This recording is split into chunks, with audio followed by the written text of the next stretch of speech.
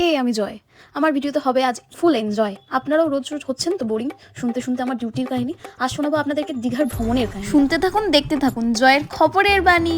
হাঁটতে হাঁটতে যাচ্ছি সবাই মিলে জানতে দীঘার জগন্নাথ দেবের মন্দিরের কাহিনী। স্ট্রাগল করে গেলাম দেখতে ভিড়ের মধ্যে জগন্নাথ দেবের মুখখানি।